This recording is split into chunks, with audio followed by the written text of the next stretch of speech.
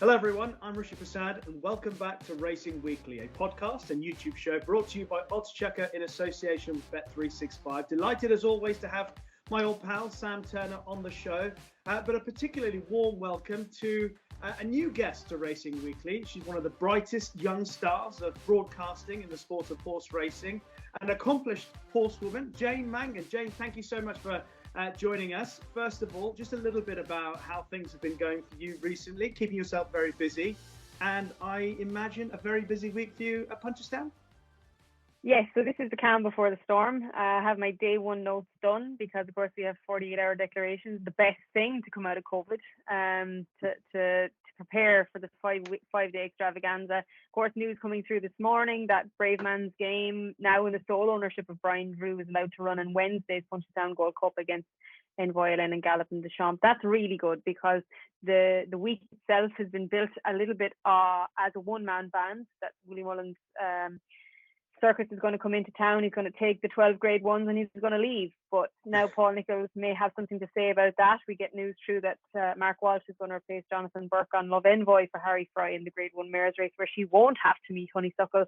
And when the curtain comes down in the national hunt season at Punchestown, all the chapters will be written, and then we can start concentrating on the flat. Yes, indeed. It's that beautiful time of the year, Sam, where we've got so much good racing over jumps coming to a conclusion, the climax of the jump season, but also the start of the flat season. So hopes and dreams dashed at one end, hopes and dreams just about to start at the other. Yeah, what a beautifully glorious afternoon it was at Newbury on Saturday as well, Rich. And I felt for Nick Luck there on Saturday afternoon. I mean, if we could have swapped the two destinations round, Ayr and Newbury, we'd have had, perfect national hunt ground for the Scottish Grand National. And for the trials day at Newbury, we'd have had really good sound racing surface. Obviously, we'll touch on it later in the show, but Saturday's race, the main race, was a little bit of a non-event with Chaldean coming down early, but we still saw a very impressive winner. Yeah, we'll get into the racing recap very shortly. But Jane, just whilst we have you on, just a little bit about you and your career. Obviously, you rode, you're associated with horses your whole life. Were you always going to get into broadcasting? You were very kind in the opening introduction to call me young. I'm going to hold on to that tag as long as I can. Compared to us, Jane, yeah. I'm a few years in this broadcasting business now, but yeah, I rode as an amateur through college for 5 or 6 years. And I suppose I enjoyed it a lot. I made a lot of good connections, but it was never the intention to make a living from it. And quite frankly, as an amateur, I wasn't making a living from it. And I think it was an RTE personality who maybe saw me do a few interviews having ridden, that saw that I could talk a bit. And I did a couple of years on radio, and that then led to me getting a little bit of an opportunity, to get an opportunity on television, which has gone well. And I'm really lucky in Ireland that I do all of the racing coverage on the national broadcaster. I come across to annoy you guys from time to time. I look forward to coming back to Epsom to do the Derby and the Oaks this year. I did York last year, Cheltenham every year. So yeah, it's one of those dream jobs where I'm sure you guys can agree, where you feel a little bit of a fraud that you get to talk about racing, a passion of ours, and get paid to do it. It's one of those dream jobs. Yeah, Sam, we're not bothered about being frauds, are we? No, far from it. No, we're been sort of misleading the public for a good few years now, haven't we, Rish? You in a lot of different spheres as well. So, all power to your elbow. Yeah, I'll mislead the public in everything that I do. Well, let's try and not to mislead them too much over the next hour or so as we look ahead to racing later on at Punchestown and also at Sandown. But up next on Racing Weekly, this week's racing recap. I will start with flat action in Racing Recap. And in particular, Jane and Sam, we'll have a look at the Guineas picture after the running of the Nell Gwyn and the Fred Darling. But first of all, the Nell Gwyn, Jane, a mama's girl, produced visually a really impressive performance to win the Nell Gwyn. Did you buy the reality of that performance? I was impressed. The time maybe doesn't reflect a strong performance. Sean Levy post-race, didn't dampen our enthusiasm, but he said it was realistically Maybe not the strongest renewal. Numerically, it looked like it was a good renewal of the Nell Gwyn, but they got racing quite early on the far side. And Mama's Girl, having dropped in completely cold, rode a patient race, and it looked like she sprouted wings. I don't completely buy that she sprouted wings. I think when she met the rising ground, her race was beginning to start, whereas the horses on the far side were already after running their races. Look, she was impressive. She beat Fairy Cross. Is that good enough to beat Tahira, Meditate, and more when we come to Newmarket? Maybe not, but she now has the vital experience of Newmarket. She has a race under her belt, unlike the top of the market who are going straight there. And I think there's a bit of a record for Richard Hannon horses going to the Guineas, getting beaten in their trials. Night of Thunder got beaten, Bilston Brook got beaten. So I would take her seriously, and I wouldn't ignore this form. What were your thoughts, Sam? What did the time say? Yeah, I mean, the time was okay. It wasn't anything special. Just looking back at it now, the sort of sectional probably wasn't as quick as it visually you thought it must have been. The way that she's like absolutely spread eagle afield, and the overriding impression was probably they went hard enough that day. You know, there was a fair headwind as well, and one or two might have just got softened up, and therefore her winning distance was perhaps exaggerated. But you know, as Jane says, the experience of that track, really, we saw the idiosyncrasies of it, you know, a number of times last week, horses failing to cope with the dip, sort of hitting the rising ground and really finding their stride. And the fact that she's managed to do that and do it so well suggests that she's, you know, she deserves to be a single figure price, most definitely. She's had the run. Does she have the brilliance of a Tahira or even the durability and the potential to improve again like Meditate? I'm not so sure, but it was a taking performance. My impression was that the trial was a little bit below par, despite the fact that we're a wide-ranging number of runners. I thought Coppice was compromised by the draw a little bit. The other Gosden filly looks as though she's going to want middle distances in time. They took up quite a fairly sizable chunk of the market, and they were stuck out in 1 and 2, which probably wasn't the place to be in the track. So maybe Mama's Girl was a little bit advantaged from where she raced, but it was still a taking performance. But I don't know whether it stamped her as a Guineas winner. Okay, I mean, she's 7-1 with Bet365 for the Guineas, the same price, Jane, as Remarquee, who won the Fred Darling, not in the same style as Mama's Girl, but in its own way, had as much promise and potential. Had a lot more to offer, I think. Remarque coming from one run at Salisbury into the Fred Darling, Rob Hornby having dropped his stick in his right hand when he needed it in his left. She shied away from the field. She did a lot of things wrong, and she still was a good winner. Look, Stenton Glider was an 18-1 shot, finishing second. I don't know the strength of her, but I do have a lot of respect for Swing Along, the Lowther winner, to finish third, having made the running. You could argue that this was a better race on form that we know from last year. But I would say that this filly is open to any amount of improvement. But how will she handle Newmarket? If she's wayward at Newbury, okay, it's soft ground. It was testing, but she's going to have to be smothered into the race in the middle of the field. She'll be very much reliant on draw. If she's drawn on the wing at Newmarket, I think that will be a massive negative for her. And I think she'll learn a lot. But she has a high head carriage. And sometimes there's an element of learning on the job, and then there's sometimes horses are maybe just not as willing to learn as others. So I think there's a lot of question marks about Remarque. The trainer has Lezoux, and he has Juliet Sierra. He has three-pronged attack at Newmarket. I'm kind of surprised that he's not sending this filly to France. That's interesting. In fairness to what Jane is saying, Sam, Rafe Beckett sort of admitted to a little bit of issues in terms of her greenness preparation and what goes on in her mind. He says she's always been a filly that has given signs that she's thinking about it. I felt she was a little bit hampered by the way the race unfolded in the closing stages. I think horses were coming back onto her. She didn't have anywhere to go. And for a moment or two, for an inexperienced horse, that inconvenienced her. What I did like was the fact that she won with authority, even though it wasn't a huge winning margin. I thought she was, to coin the phrase of a commentator that we know very well, much the best. I thought she won in spite of herself a little bit, which is what Jane's alluding to, really. The inexperience was thankfully outshone by the talent, the raw ability.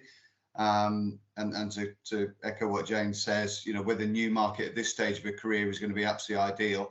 I think she's going to be equipped with a nose band as well, just to try and get her to drop ahead a little bit. I just get the impression that this might be a run or a month too soon for the Guineas. It's a fortnight's time. It's quite brutal ground as well at Newbury over the weekend. The going allowances were very deep, suggested it was verging on heavy. 2 weeks later to then go and peak again for a Guineas, that'll take a remarkable effort from the filly, especially a lightly raced and inexperienced one, and especially taking on horses that sort of a little bit further on along the lines of their education. So I was really taken with the performance. It was almost, on the speed figures I keep, pretty much on a par with what Mama's Girl managed to achieve at Newmarket. So it was a good, genuine, honest figure without being anything that was totally exceptional. And did we see the brilliance of a Tahira? No, perhaps not on Saturday, but maybe in time we will do. I just wonder whether this will just come a little bit too quick, that Guineas test on the 7th of May. Okay, just to recap, Mama's Girl and Remarquee, 7-1 with Bet365 for the Guineas, 1,000 Guineas. Tahira is currently 3-1 favourite. Meditate 7-2, Dreams of Love 5-1. If I had to pin you down for a selection now, Jane and Sam, what would you go with, or are you going to wait with the proviso? It depends on what Mr. Weld does with Tahira. Jane? Tahira has brilliance, and I would be gobsmacked if she doesn't go to Newmarket. If she doesn't go to Newmarket, I would interpret it as she's had an issue. That, what Guineas do you want to win? You want to win the Newmarket Guineas. She destroyed Meditate at the Curragh, and Meditate came out and won the Breeders' Cup. So she's got brilliance, and that's rare. All right, Sam? Yeah, I'm just totally in awe of the filly. I think she's absolutely brilliant. The other one that I'd just throw into the mix probably was Dream of Love, who has already won at Newmarket and has finished second there as well in the Montrose. And I didn't mind the performance at Maidan as well. Graham was pretty soft that day, so I think she'll be an interesting one back at Newmarket as well. She looks like the number one now for Charlie Appleby. I'm going to throw one in. I mean, assuming that Tahira gets there, she would be the selection. I think she's the standout. But I'll say Never Ending Story as an each-way selection. Yeah, I was at Leopardstown for her trial win. She hadn't come in her coat. All of Aiden's looked like they'd improved for the run, as in they were carrying a bit too much weight. Now, she wasn't carrying too much weight. She's a light, narrow filly, but she was hairy, which isn't a positive, and she destroyed them. So I'd say there's an awful lot of improvement to come from her. And what does she do? Bowie out of Athena? She's got every bit of bloodline you'd want. Yep. So she's 14-1 at the moment with Bet365. So I thought each way. A brief look at the Guineas picture, if we can. Sam, I'll kick off with Indestructible. Obviously, a very good week for Ammo Racing. He beat the Foxes. He's 16-1 for the Guineas next year. Did you find anything in that appealed? Yeah, I think so. I thought it was a really nice performance. Speed figure was excellent. Obviously, Carl Burke's inherited him from Michael O'Callaghan. And I think he's fortunate to do so. I think he's had one or two little hold-ups with him. And the post-race reports were that, he took a good blow. And so speaking to somebody to, close to connections, really, they felt that he would improve for whatever he managed to do in the Craven. He would improve quite markedly for a couple of weeks' time. And it read like that in the comments post-race. So, yeah, I was quite taken with him. I thought from an each-way perspective, the fact that he's got good track knowledge now, and I thought he got a beautiful ride from Kevin Stott. One or two of his rivals just sort of loomed up alongside him and looked to edge past him coming out the dip, but Kevin didn't panic, let him find his feet hitting the rising ground and didn't knock him about to win. I thought it was a really good effort from the Foxes as well. I thought that was a really tidy performance. He's going to be much better over 10 and 12 furlongs in time. Yeah, he's 33-1, I think, for the Derby with Bet365 at Epsom. Indestructible, Jane, any appeal for the Guineas for you? Sorry, which one is 33-1 for the Derby? The Foxes? The Foxes, yeah. Yeah, I was thinking Indestructible wouldn't get that trip in a bike. I feel so. Michael O'Callaghan, you get this horse second to Chaldine in the Acom, second to Chaldine in the Champagne. You're so unlucky to meet that horse, and then you lose him. My heart would break for him. Carl Burke, he knows he inherited a good horse, and this was a good performance. Look, the Foxes has a solid rating of 111. This guy had to improve to get to that. He has done. obviously the owner is having a fantastic time right now, April. I wonder, is there a bit of he wants his horses out and ready early, and how their summer will develop. But at this stage of the year, with the recency bias in our heads, he's good. But he was good last year, and I won't be fast forgetting that. He has solid form. He just run into the champion 2-year-old all last year. Yeah. And speaking of the champion 2-year-old, he was due to come back. Well, he did come back in the Greenham, but it lasted 2 strides before Frankie Dettori was knocked out the saddle. So Chaldine, unfortunately, didn't have the comeback that Connections would have wanted. We'll deal with that separately in a moment. But Isaac Shelby won very impressively, Jane, in ground that lent itself to obviously big winning margins. He's going to head to the French Guineas, I believe, 7-1 for that race. What did you make of that race as a trial? I actually really like this horse, and I will put my hands up and say that I underestimated him last year, probably because I don't put a great deal of emphasis on the superlative form every year. And he is now proven. He came back lame in the Dewhurst, and this was a good performance. He's interestingly, I like his sire, Knight of Thunder. He's interestingly inbred 3x3 to Galileo, and he handled soft ground, which Galileo tend to not do. But he disposed of Charian quite well. I had a lot of respect for the theory of everything coming in here because he was so impressive in his maiden. I do think Brian Meehan thinks a lot of this horse, and I do think going to France is possibly the right option for him, because I have a funny feeling there could be a monster or two at Newmarket. Okay. Sam, what did you make of it all? And is Chaldine still in your calculations for Newmarket? Well, certainly not Newmarket, but I'm on the short list for the French Guineas. Was he going to beat America? Chaldine in your calculations? Oh, sorry, yeah, Chaldine. Well, is there a silver lining to the cloud? I mean, you look at the data from Saturday. The early pace in the Greenham was absolutely brutal. They really were decelerating late on. The closing sectional was sort of 39.18 for Isaac Shelby. In contrast, Remarque was 37.8. So the early pace was really, really strong, because obviously the Greenham was 2 seconds quicker than the Fred Darling with 10 lengths. So, you know, he's really ground them into the dust, and you could sort of see that from the way that they were finishing, like 3 Mile Chaser. I thought the second ran really well. You know, for a Dark Angel stepping up from 6 to 7, looks as though he'd probably get the mile under less testing circumstances. But it was a really, really strong overall time, you know, phenomenal time, really. I think the horse, the winner, is very much one to keep on side this year. Now, did Chaldine, was it a blessing that he didn't get embroiled in a brutal, you know, he's just had a nice gallop down the Newbury Straight on his own. Yeah, it wasn't ideal, but there might be a silver line to the cloud that he hasn't got involved in a brutal duel with the winner in the closing stages, and that race might have left its mark with the Guineas just a fortnight away.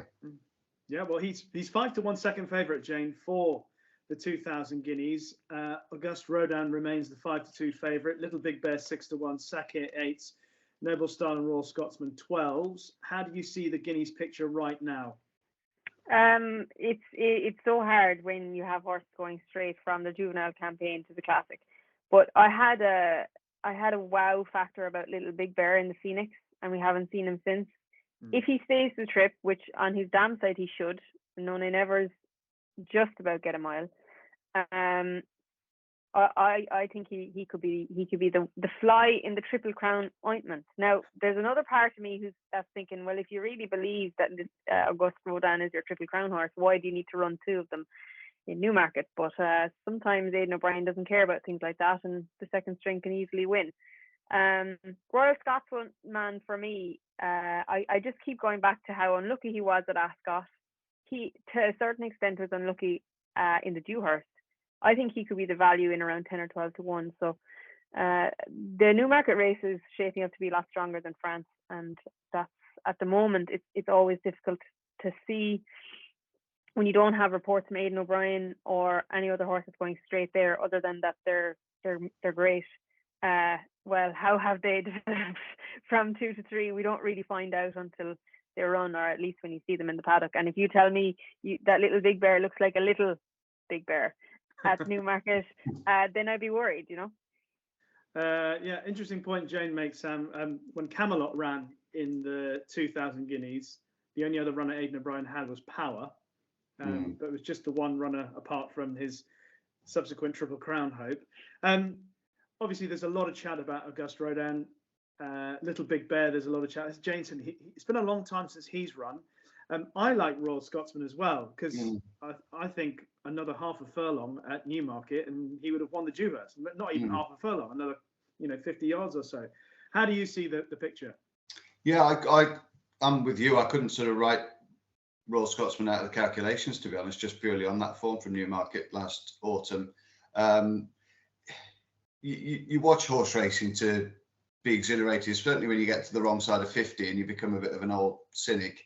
And there were two performances in Ireland yesterday, which last year, not yesterday, which really blew me away. The Tahira and Little Big Bear, they were both just explosive. They were brilliant examples of horses, exceptional horses quickening and winning in the manner that they did. And they were like, wow, that was tremendous. You don't see that every day. So I would probably be loyal to him. I think he's got a decent chance of getting the mile on good ground. Obviously, draw, ground. We've got all these factors to bear into consideration. And I'm not really certain there's much point in having an anti-post bet at the moment, other than if something isn't going to make it, definitely, because, we see most of the trials, virtually every trial, we know where we are until we see where these horses are going to be placed on the track. And if there's any draw biases over that weekend, then I don't see any point in sort of taking short prices now. I would be keen perhaps to get against Auguste Rodin, just because I think he's going to be much better as the season progresses over further, and whether he'll quite have that electric pace and change of gear that one or two of these might have. They might just catch him napping if the ground is genuinely quick. God forbid we might actually have a bit of dry weather and some sunshine over here. Please, yes, please. Okay, we'll put the flat to one side just for a moment and we'll head to air and reflect on some of the racing we saw. And yes, it's very important sometimes for results, for punters, etc. But the connections of Kitty's Light, it was a far more reaching situation for them when Kitty's Light won the Scottish National on the weekend for Christian Williams and his family. Obviously, it's well documented that their daughter Betsy has been diagnosed with leukemia, so a huge challenge to them. Obviously, everybody here at Racing Weekly send them our very best for Betsy. But the performance of Kitty's Light was extraordinary again. I mean, and he took the last fence with him, Jane, on the way to the winning post. He did. He benefits from, I'm not going to say they're small fences at Ayr, but they're not the biggest. He was bought with a flat campaign in mind, given he's by Nathaniel, and he's excelling in 4-mile staying chases. The ground was a big factor here. There was 4 horses withdrawn because of unsuitable ground. It's officially down as good. A lot of the jocks are saying good to firm in places. So second in the race last year off a £3 higher mark. Hit plenty of them along the way, but you could see from 4 out this guy was really enjoying it. Special mention for Flash the Tuzain from Ireland. Down the rail, Richie Deegan did not waste an inch of ground. Ran a huge race for Liz Doyle on ground that I would have thought would have been plenty quick for him. But you mentioned the thoughts of the Williams family immediately post race. I thought it was a measure of Jack Tudor, who not only had ridden in a 4-mile. Let's be honest, most of us can't walk 4 mile, never mind ride it without lung bursting, oxygen needed. He crossed the line and immediately that's where his mind was. So I would give him credit, not only after giving the horse a good ride, of course, a big future with David Pipe now lingers for his career, but also as a man to think of somebody other than himself in those immediate moments. Yes, indeed. And Jack Tudor continues to do himself very proud, Sam. What did you make of the whole occasion? Yeah, I'd like to echo what you say. Obviously, the Williams family and those closely attached to them are going through a horrendous time of it at the moment. And look, horse racing, it's just a horse race, isn't it, compared to everything that they're going through. But hopefully it gave them a small fillip, a sense of achievement and a sense of, job well done. And what an incredible horse Kitty's Light's been. Probably should have won a Bet365, but for getting hampered late on during the COVID year, and then obviously third in the race last year behind Hewick. Twice he's been to Sandown, twice he's got placed in one of the most competitive end of season marathon chases, and he might well make it third time lucky this Saturday, mightn't he? They look as though they're going to map out an ambitious bid to try and win it again. He's got a nice lightweight again. He's just a remarkable little horse, really, and further advertises the skills of Christian, really, who has become probably one of the best target trainers, probably in the top 10 target trainers in the National Hunt Sphere this side of the Irish water, the Irish Sea. So he's just a horse that, you know, just continues to find his level, and he just manages to bring him to a peak and to a boil at this time every year in some of the most valuable chases. Yeah, Jane mentioned, of course, the winner by Nathaniel. Can you imagine how good an Abel would have been with a fence and 4 miles? Yeah. I probably would have gone champion hurdle. A brief word about the champion hurdle, Jane. Poor Colonel Mustard couldn't quite reel back in Rubo. Harry Cobden had a fabulous couple of days up at Ayr, I thought. Yeah, Paul Nicholls will be purring because his horses are running so well, with a view to, of course, what's to come this week. Personally, I don't think any race title should be allowed the word champion when they're handicapped. This is a handicap hurdle run in Scotland. He was getting plenty of weight from Colonel Mustard, who ran a good race, but he's a bridle horse. He doesn't not find off the bridle, but he plateaus Colonel Mustard. He looked like he was the most likely winner from a long way out here. Anna Bonina, last year's winner, ran with huge credit as well. But Ruband, I thought Harry Cobden kept it very simple. And I think Paul Nicholls has these horses, which, let's be honest, for a trainer who gets going early in the autumn, to be still, not maybe with necessarily the same horses, but to be still flourishing at this time of year is remarkable. He's a master. He really is. And as Jane says, they had a wonderful week, and the stable's buzzing, Sam. They are flying, you know, obviously on the Friday of the meeting at Ayr. That is a fire alarm. It'll go off in 2 seconds. There we go. There we go. It does it every day. It'll do it again. Yeah. That's to get you out of bed, isn't it? That's for people. Hello. No. So I was just saying. So you're like Rish. You're like Alan Partridge. Have you taken your big plate up to Sheffield for your breakfast in the morning? Well, I normally go out at this time of the morning to avoid this, and then come back in after the alarm's gone. But unfortunately, I can't avoid it today. It's not a cliche alert then. Just tell me about your thoughts on Rubo, but also the Cobden. Wait, there you go. the Cobden Nicholls joy over the weekend at Ayr. Yeah, well, to echo Jane's sentiments, really, how they've managed to keep the horses going so well. I mean, if you remember last year, there was quite a concerted blip sort of just after Christmas when Paul sometimes does give his horses the flu vaccination, but even then there was more of a sort of a below par spell for almost 4 to 5 weeks, and they still managed to get over the line and win a championship, which is incredible, really. But this year he's absolutely bolted up, hasn't he? I mean, he's was he pushing 4 million in prize money, which would be a record for him. He has a really good weekend this weekend. You never know. So I just you take your hat off to him, really, don't you? Brilliant operation. Harry Cobden's ridden superbly this year as well. That's come of age really as a rider. A couple of Cheltenham winners after a 3-year hiatus as well. It's been a brilliant season for them, and I think they're going to have 4 runners. Everything bar 300 through 5 is going to run, I think, this Saturday in the Bet365. Okay, so that's a look back at a couple of the big races, Champion Hurdle included, up at Ayr, Jane. But we're just going to ask you both for anything else that may have impressed, caught your eye over the last week or so. And I'll say there were a fair few candidates for that, particularly in Ireland, Jane. Yeah, I have to mention River Tiber, the wooden basset that won the 5 furlong, 5.5 furlong at Navan. If anybody's been to Navan, that'll definitely ride 6. Then it was run on soft ground. That horse will definitely be a Coventry type. I don't know what he beat. A lot of them were first time out, but he was very impressive in what he did. Ocean Quest for Jessica Harrington slaughtered the Colts. She was the first 2-year-old winner of last season in Ireland, and she got injured subsequently, and we didn't see her for quite a long time. But the Antarctic disappointed. Aesop Fables back and trip, couldn't really get involved. She looked quick. And Village Voice in the Salsaville, which is often a good indicator towards the Oaks. Jessica Harrington had Finiska in there as a mount of first stable jockey Shane Foley. Maybe the ground had a little bit to do with it. It looked like it had got heavy by that stage. But Village Voice by Zarak, I remember seeing her last year thinking she was quite small. I wonder, has she flourished over the summer or over the winter even? She looked good.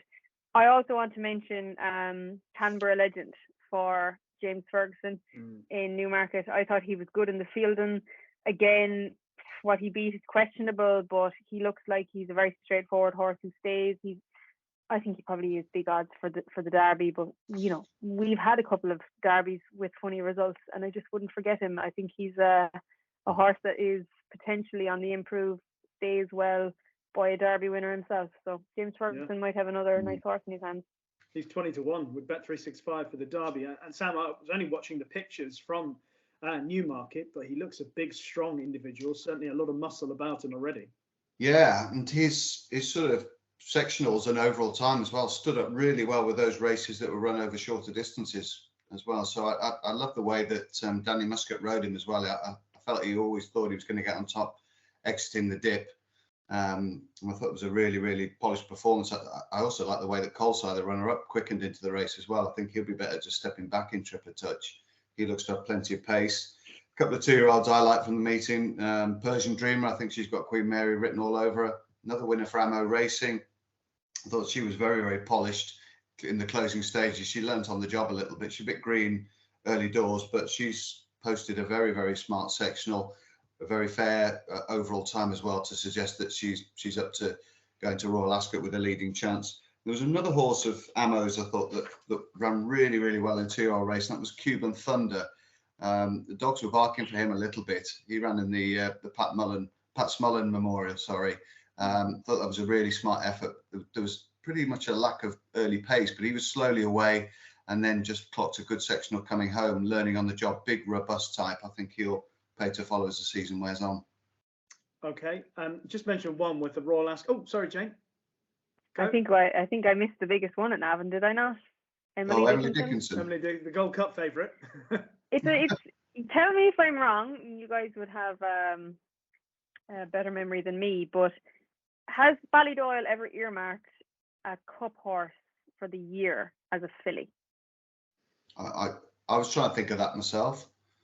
I cannot recall. So I think there's twofold. Obviously, Kyprios is their main horse, and he's apparently, according to Aidan O'Brien speaking to Racing TV on Saturday, he's going to start back walking. So he'll hopefully be seen in the autumn.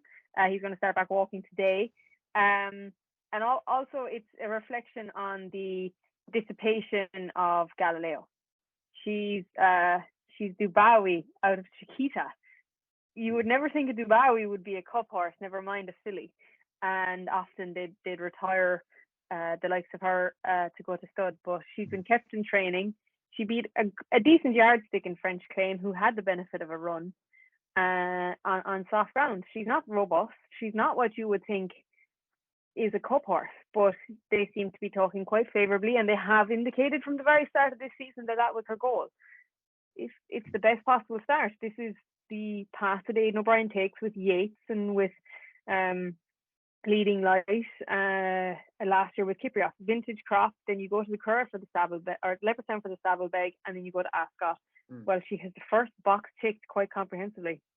And normally they get better with each run, so that they peak at Royal Ascot as well. So very positive signs for Emily Dickinson. The one horse I was going to mention was American Rascal for Wesley Ward, who is a son of Lady Aurelia, who I think it was 7 years ago to the day at the same meeting that Lady Aurelia made her debut. American Rascal made his debut, the first foal of Lady Aurelia, and my goodness, it was impressive. If anybody gets an opportunity to have a look at American Rascal winning at Keeneland on his debut, then have a look at that. He is heading to the Royal Meeting. Okay, that is this week's racing recap.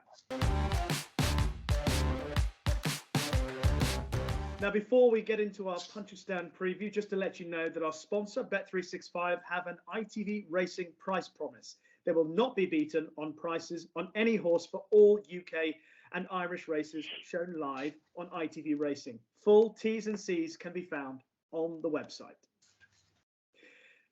Now it's time for Jane, Sam and I to have a look ahead to what's coming up at Punchestown, and also we'll have a brief look at Sandown Jane, we're not far away from the start of what promises to be at least an opportunity to see some stars that we thought maybe, coming to the end of the season. But Tuesday, let's kick off with Tuesday at the Punchestown Festival. Facile Vega, the 4-6 favourite with Bet365 for what looks to be an opportunity to just confirm what he did to Diversion. Il était temps. Yes, this isn't the deepest of races. There's going to be a couple of shallow grade ones at Punchestown this week, and there will be a couple of favourites that I will take on. But just looking at how the race is going to be run, I think this is Facile Vega's race. He's not the horse I thought he was. He's not a monster. He's not a machine. He proved himself a mere mortal when he stopped at Leopardstown, and he proved that he doesn't find an ample amount off the bridle. I will say it's only Marine Nationale got past him in the Supreme, but he wasn't hitting the line strong at Cheltenham. Diverge was ridden for a place in the Supreme. He got third. Found a 50, let himself down at Aintree. Il était temps is a grand horse, but he proved behind Marine Nationale that he's not a great one. I know looking back is fine, but this isn't a deep race, and I think the way the race is going to be run, if it turns into a sprint, Facile Vega will be the fastest. Simple as that, Sam? I think so. I have an optimistic view on the Supreme because the figures and the data sort of matched up very well with the Champion Hurdle.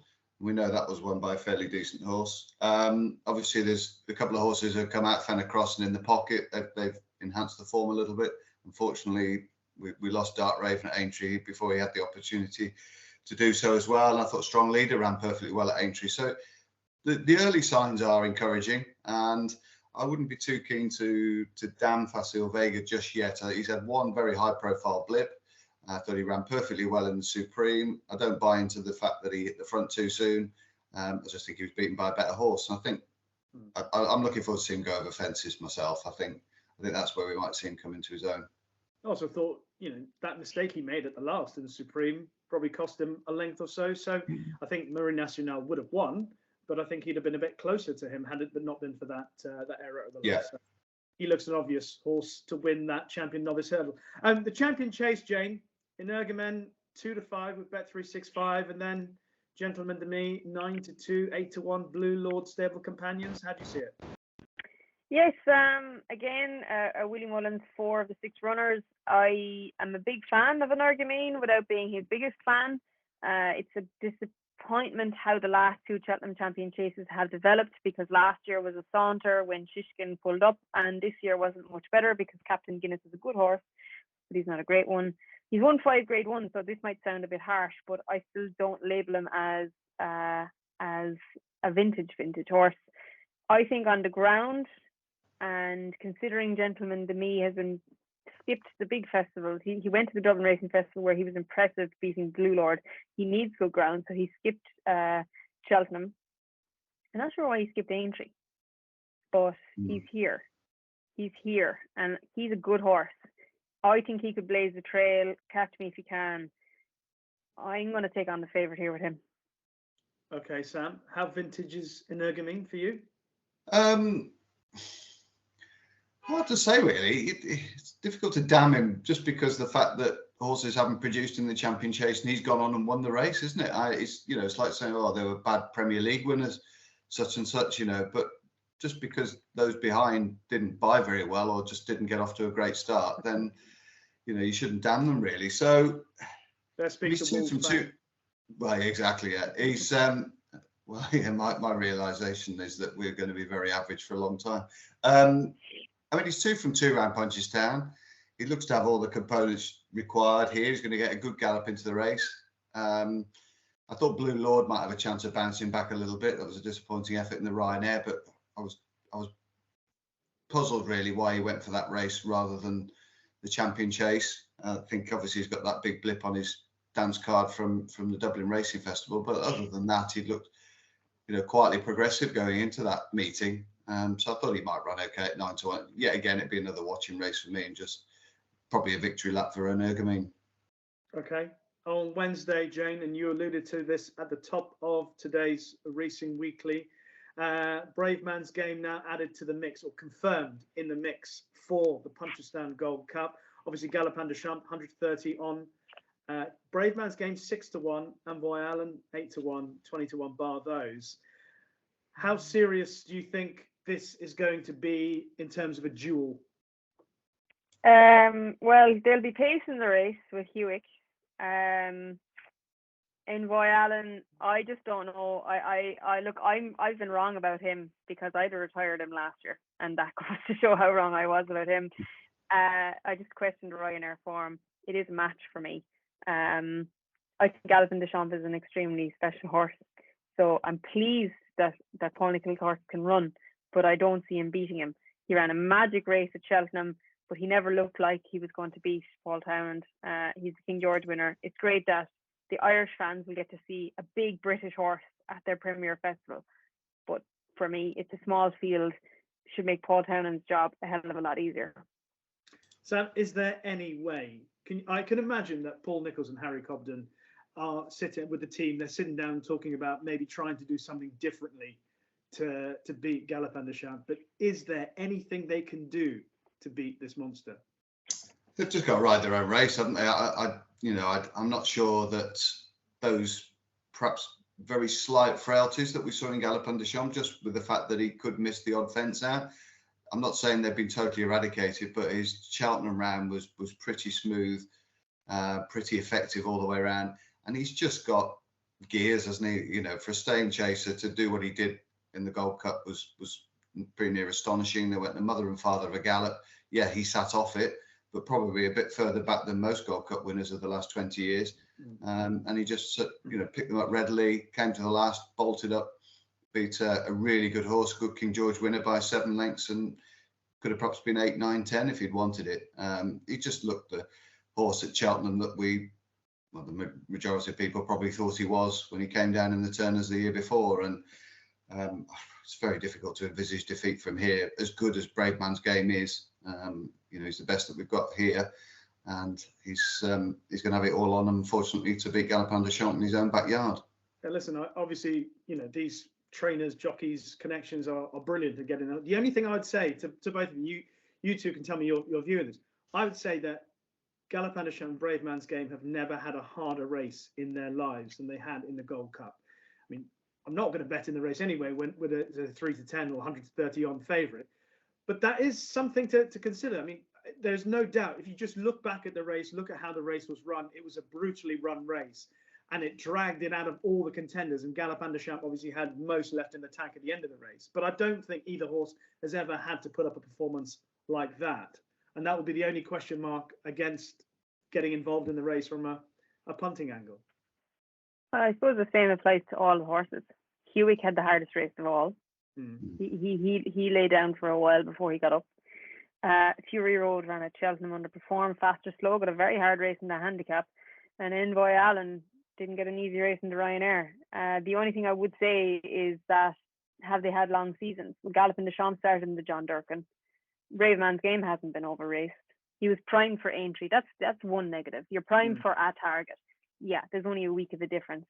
But it does take its toll when a horse is having had its final piece of work, and then there's a delay. So that's one of the little considerations if you're trying to find straws. But this is a good race. It's not Cheltenham, but it's got the top two, and it would have been a procession if the English horse wouldn't have been able to come over. Yeah. It's got the top two, and it's got a Ryanair winner. It's also got a Bet365 winner. I don't know what to expect from Fury Road after he fell early on at Aintree. I was disappointed him in the Ryanair. I thought he'd run a big race there, but he just looked very flat.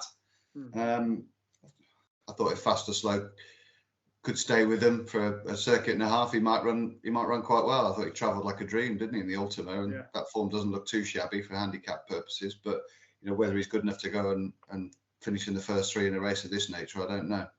All right. Well, let's spin through some of the other races, including arguably one of the more competitive Grade 1s of the week, which is the Champion Stayers Hurdle. And Tuapu, 5-2 favourite, Classical Dream, 3-1, Monkfish, 5-1, and I say it like that. Cider Burley, 11-2, Asterion Falange, 9-1. Sam, I'll start with you on this. Who is your selection for this race? Well, I wanted to ask Jane really what she thinks the ground's going to be like this week, because I haven't really seen a forecast yet. I'd imagine it'll be on the slow side of good. We've had a lot of dry weather here. It's currently raining, but I'm in the south of the country, and Punchestown, they never start the week anything quicker than soft. So I'd imagine by, what is it, Thursday you're talking about, the stairs, they're talking about selective watering. I think you could be talking good to soft. Right, fair enough. Whether that'll be ideal for Teahupoo, I wouldn't be totally certain. I mean, the one good thing about this race is at least it's a very competitive race. We've got Classical Dream, who won the last two renewals of this. Not quite sure what happened in the Stays Hurdle, but I'm also not sure that he's absolutely in love with that race either. So I think his season has probably been geared about trying to complete a hat trick. I think I would probably just prefer him, I think, to Teahupoo. In the fact that Teahupoo was in the heat of the battle in quite a bruising Stayers Hurdle, and Classical Dream had sort of dropped out and got pretty much eased from that point onwards. So I thought of the front two in the market, I'd take him. I've given up trying to predict what side of Burley is going to do. Just an incredible horse. I'm not going to write him off, that's for sure. I did wonder whether there might be more to come from Asteria Falange if he did run over this trip in this race. I think Queen's Brook will probably run in the champion, the mare's race, when she at the weekend, where she'd have a good chance. So probably Classical Dream for me. All right. Jane, what are you making of this race? I would agree. I think this is Classical Dream's perfect race. I think he likes these ground conditions. I'm not convinced that he's a horse that off an end-to-end stern 3 miles, that he is the actual strongest there. He's the strongest traveller. And he was very good in this race. Was it 2 years ago? My mind tells me Monkfish probably won't run, because if there's good in the description, why would he run? Because it's all about next year. They've worked so hard to get him back. He looked great at Fairyhouse, but he actually looked fit. He's a very big horse, and if you have had a leg issue, nobody's going to run a horse with surplus weight on legs that are fragile. So I'd be very surprised if he ran if there was good in the description. Again, I go tip my hat to Sire de Burley, but I can't predict him. Even halfway through Aintree, I didn't believe. After seeing what I saw at Cheltenham, I still didn't believe, and he bit like he bites. But anyway, Teahupoo's for me probably the young best horse in the race. I don't know if I buy into the fact that he needs really soft ground to be at his best. We know he's effective over 2.5. We saw what he did in the Hatton's Grace. I think he's the one for me. Okay. It would be some trouble for Sire de Burley to win Cheltenham, Aintree, and Punchestown, wouldn't it? As an 11-year-old, I like Asteria Falange. I'm with that theory, Sam. The 3 mile. Are you though? Is it just because he's such an enigmatic character that we all kind of like root for those types of horses? But he's proven himself to not be top class many times. 100%. Because you know that there are horses at the top of the market who will underperform. They've done it before. They've underperformed before for no apparent reason. And he's now straight as a die now. He's straight and true. He may well underperform himself, but actually he has won at the Punchestown Festival before, and you just don't know in these sort of races. So the prices, I was going to take a chance with him. And he's fresher than most as well, isn't he? I think you shouldn't underestimate that. I think that's a massive point. We see some strange results in these back end spring festivals, and fresh horses that are in good heart. At least he had a little bit of a confidence booster last time and got his head in front for the first time since, I don't know. Yeah. Wolves won away at Manchester United. Unlikely. It's a long time. Couple of races as well to talk about. I mean, there's the novice chase, but El Fabiolo against Dysart Dynamo and Saint Noir. I mean, is that a race that you even want to discuss, Jane? No, I think El Fabiolo is the heavyweight champion in that. I would like to see not long till May come over and add a layer of something other than Clisutton to the race. But Dysart Dynamo, I think, needs to go up and trip, and I think El Fabiolo is very, very good. Just the jockeys have just come through as we're recording for the champion bumper. And it is interesting that Patrick Mullins has opted to ride Tully Hill, the horse that was very impressive in the point-to-point bumper at Goran on soft ground. Now, that bumper has thrown up Journey with Me and Bob Ollinger in recent years. Tully Hill absolutely bolted up. And do we remember Willie Mullins, or was it Patrick Mullins, said that while they're running 10 in the Cheltenham bumper, they're actually leaving their best at home. I think this guy and Ballyburn were the two horses they were alluding to. Ballyburn probably goes for the winners of one. This guy is a winners of one, and he's running against his stablemate It's For Me, who's jocked up to be the mount of Jody Townend, a Western Diego who ran well after being too keen under Rachel Blackmore at Cheltenham. That's still without a rider. And they've got Rascal Boy as well, but A Dream to Share is the top horse. He was brilliant on what we all thought was unsuitably soft ground at Cheltenham. The John Gleeson, JP McManus dream story could all happen again. It could well do. Good info, Jane. Sam, just a brief word on the champion hurdle.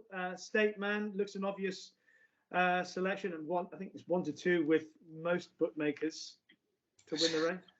I know we're always complaining about small fields and uncompetitive racing in this country, and we've become very well practiced at being able to talk about it. And unfortunately, I never thought I'd see the day in Ireland where, Punchestown, there would be so many short price favourites in these races. It's absolutely ridiculous. But yeah, I think in any other year, he probably would have won a champion hurdle quite comfortably and looked an exceptional champion hurdle winner, albeit there isn't the strength in depth as we've perhaps had in past decades. But he got readily swept aside by Constitution Hill. He barely came out of a canter to win. And it's a bit of a shame that, there's Epatante is entered, but I'd be surprised if she ran in this. Well, you never say never, but it's just such a lack of depth in 1 or 2 of these grade ones, and it's understandable why people are fearing that it's going to be a clean sweep for William Mullins. One of these shorties will get turned over, maybe even 2 or 3, but it doesn't look easy to try and oppose them, does it? You could try and make an argument for Zana here if he didn't go to Aintree, but he did, and Epatante's been so busy. Honestly, hand on heart, think that State Man underperformed at Cheltenham. Not saying he'd have got remotely near Constitution Hill. I don't think he would have done that, but he turned in and he flattened. I didn't think he'd do that. I thought he'd quicken for a period of time to the last hurdle. So I think he's better than what we saw at Cheltenham. Okay. Anything else of note at Punchestown, Jane, that you might want to give us a little steer on? Well, there's a number of huge handicaps. I think Brazil, I saw him on the flat at Leopardstown last time. He runs in the handicap tomorrow. I think he's capable of a lot better than we saw. Of course, he's the Fred Winter winner. He missed Cheltenham after running in a 2-runner race on very, very heavy ground at Limerick where he got hurt. He's going to come back for that. The 2 mile 3 novices hurdle is going to be a better race. There's a huge field for that. I wonder will High Definition step up and marginally and trip for that? His jumping just hasn't been good enough over 2 miles. It's all happening too quick, even though he's a grade or Group 1 horse over 10 furlongs. We mentioned NYLN at the top, or Love Envoy, sorry, at the top of the programme with regard to jockey bookings. Mark Walsh going to ride her that mare's race. It looks ideal for her now that Honeysuckle isn't around. That's on the Saturday. And the 4-year-old hurdle, Fairy House threw a spanner in the works when Blood Destiny failed to perform after looking like he got a free lead. Lossiemouth is in there. She's the obvious one considering Zenta has upheld the form. But Punchestown is 5 days. It's 12 grade ones. It's 3.5 million euros in prize money. And while I know the formidable monster of Willie Mullins can be intimidating to a lot of people, it does disappoint me that there isn't more English challengers. It's disappointing for us as well to not see more horses having a go at excellent prize money and fields that aren't that deep as well. Sam, is there anything at Punchestown, or would you like to turn your attention and lead the way on Sandown? There was just one horse I thought at Aintree that ran really well, and obviously Jane will know him well, is Nusret, who finished behind Zenta. I just thought the way that he was sort of ridden and the way that the race panned out just gave him no chance, really. It was such a slow time, and he did well to come from the back and do what he managed to do. His sectional time and his circuit time were excellent. I know he's got to go and take on Lossiemouth on Saturday, but I thought if they let him take his chance again, I thought he'd be an each way play in that race against Lossiemouth, hopefully. All right. I will let you lead the way on Sandown, Sam. We're going to have a quick spin through. Obviously, on the Friday, there's the Isha Cup, for which Local Dynasty is the 72 favourite Bet365. The Gordon Richards Stakes looks an absolute belter with Baybridge, Adayar, Anmart, 1 or 2 others in there as well. The Bet365 Mile, Laurel, who's obviously had a spin on the all-weather at Kempton, looked good. There's the classic trial with Arrest. Had anything appealing as a bet, Sam? Yeah, I just thought there was some terrific racing on the Friday. Obviously Bet365 have done a really good job in building up this meeting. They've separated the flat from the jumps. I know some people like the two amalgamated, gave the card a little bit of variety, but I think it's nice that they've built this day up, and it's a really good day with the classic trial as well. I think that Isha Cup is always a very informative race. Local Dynasty, I think he'd got 2 entries on the card, and William Buick's jocked up for this, and I think 365 are the biggest price, 7-2. I think that's fair for a course and distance winner who looked progressive last year.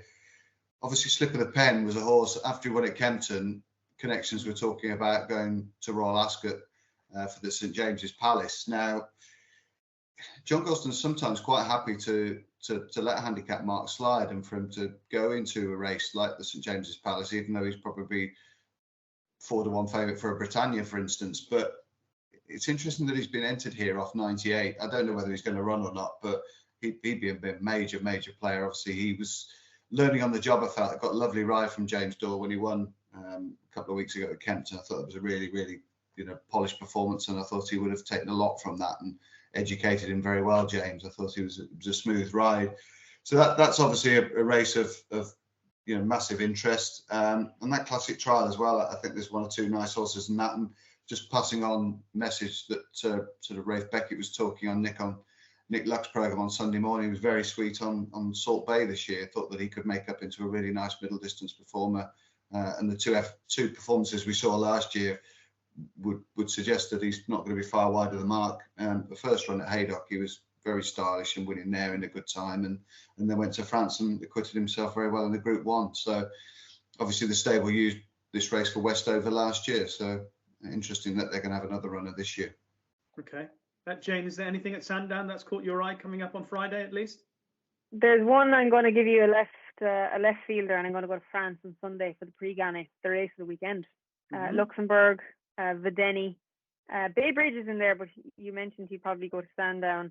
And what's the other top horse that's running in this race? Potentially Onesto. That's an Irish Champion Stakes being run in April. I'm not going to tell you what's going to win, because obviously all these horses have, I will say, bigger targets. I know the Prix-Gagné is a Group 1, but it's often a Group 1 that gets forgotten about, and maybe you think it's a soft Group 1. Maybe those 3 parties all thought that this would be a nice place to start because it might be a soft Group 1, and they've all turned up here. I think Vedeni has never got the credit he deserves. But he's running the Arc, exceeded all of my expectations, and I hope that he this year can prove himself to be a real true champion. Yeah, I'm with you on that. I thought his season was outstanding last year, Vedeni. I'll pass on information from Jim Crowley about Anmart. He is beside himself with excitement about Anmart this season. He loved his performance when he won in France at the end of the season. He said he came to win his race, and then the French horse, in that ground, he got a little bit tired. French horse, Junko, came at him. He said, but Anmart, to his credit, dug in, and he was really impressed with his attitude late on in the race, and he felt that this year he could have a very, very big season. But of course, he's up against Adayar and potentially Bay Bridge to kick things off. Just that line, sorry. Sorry. On Bay Bridge, he's run 4 times off a break of more than 100 days and won all 4. And the only time he's sort of really disappointed in recent times over a mile and a quarter was in the Eclipse, and they felt that run came too soon for him. So yeah. I wondered whether he might beat Adair this weekend or Friday. Again. Beat him again. Well, the run of Hurricane Lane wouldn't inspire.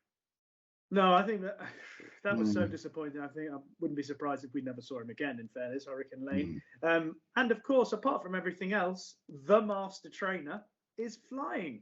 He is.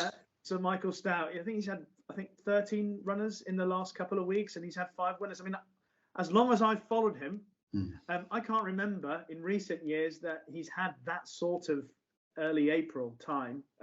So I can't remember him having that many runners before Guineas weekend. Yeah, I think he's got a 2-year-old entered as well somewhere along the lines. Incredible scene. There's if the Isha Cup, Mark Johnston's got a pretty good record in that race. He's got a couple of entries, or Charlie Johnston's got a couple of entries this year on his own. One of those was Cool Party, who had a couple of one on the all-weather at the end of last season, but also one on turf. And if that horse is declared, I'd give that horse a little bit of an interest, because I think he's quite smart. Other than that, I think we should just mention the Bet365 Gold Cup. I think you've both sort of touched on horses who might run in it.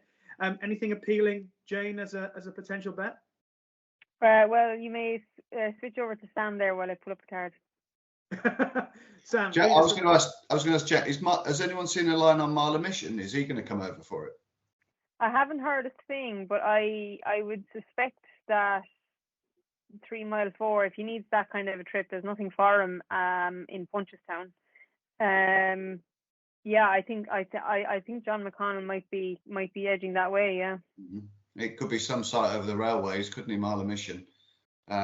He was definitely on my short list. I thought Frodon. Yeah. I thought he might go well on good ground. I know Paul Nicholls is going to run 4, and obviously Frodon's got plenty of weight, but he's finished 2nd and 1st on 2 starts at Sandown. And the horse that's beat him round there was Might Bite. He went on to finish 2nd in the Gold Cup. And then one down the bottom, I thought Harry Fry's Revels Hill got loads of form going right-handed on good ground and with a bit of cut. I think his top 7 career performances have all come right-handed on a variety of tracks. If you wanted one that's just going to sneak in at the bottom of the weights, he might be one to bear in mind. But be very keen on sort of Frodon and Mile of Mission, horses that get into a good rhythm, jump well. That's certainly, they'd be well suited by Sandown's contours. It would be fascinating were Kitty's Light to turn up as well, wouldn't it? Mm-hmm. Yeah. Do you guys think that Royal Pagay will go?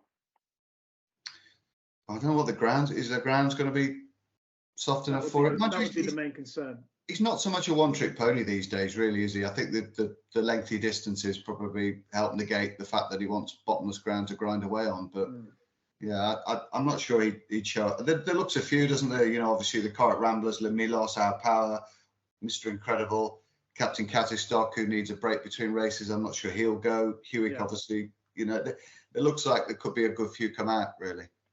Yeah.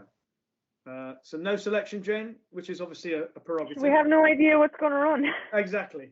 It's never stopped us before, Jane. Yeah, no, I'll take you back to the start of the show when misleading the public for the last 20 years. Yeah. So. Well, it'll do very well to unearth another Hewick. And let's just say, when Hewick won this race, I didn't think he'd be leading down to the second last in the Gold Cup. Right. Well, I'm with Sam, genuinely. I mean, whatever's declared, I still think Frodon will give you a good run for your money, just because of the style of racing. Touchwood, you know, the way he jumps. If he gets into a good rhythm at Sandown, it'll be the sort of performance you just see him rolling out in front and being hard to peg back. So that's pretty much it for this episode of Racing Weekly. Jane, it's been an absolute pleasure to have you on. Thank you so much. Best of luck at Punchestown. I hope that it's a lot of fun. Is it wet? I know Sam asked you about the ground, but is it going to stay dry through the week, or is it going to be a little sprinkling? It's Ireland. We're going to have 4 seasons in a day, but I think the amount of rain that's forecast is minimal. Intermittent showers. I just hope that the crowds come. I know the fields for the feature races are going to be small, but there's some big lucrative handicaps there. Punters will have an opportunity to get involved, and as I said, it's the curtain closer for the national hunt season. Before now, I allow my brain to then accept the summer is here. And Sam, what are your plans this week? Will you potentially go to Sandown, or are you going to? I was toying with Sandown on Saturday. I'll be down at the Guineas in a week or two's time. I think the great thing about Punchestown is the late starts, because it just enables you to get all your work done and then just enjoy the racing. I think that's absolutely been a brilliant development that Punchestown starts, you know, halfway through the afternoon. Yeah, that is true. I enjoyed that. And I'm not sure if I'm allowed to give any selections for the World Snooker Championship, but I mean, really, truly. Well, no, it'd be amazing if Ronnie were to win it for an 8th time. It's incredible. He looks great. But it's possible it's going to be either he or John Higgins, the way he's played. One of the class of '92, one of the oldies, one of the Sam Turners or Rishi Prasads. One of those. Oh, Rich, by the way, as well, I'm just after a tin or two of orange paint. If you know anybody who's got any. I do. Yeah, I wouldn't want to take it off them from right now, from where they are. In a lot of trouble. But anyway, it's been a lot of fun having you both on. Thank you very much to Jane and to Sam, and thank you for joining us for this episode of Racing Weekly, brought to you by oddschecker in association with Bet365.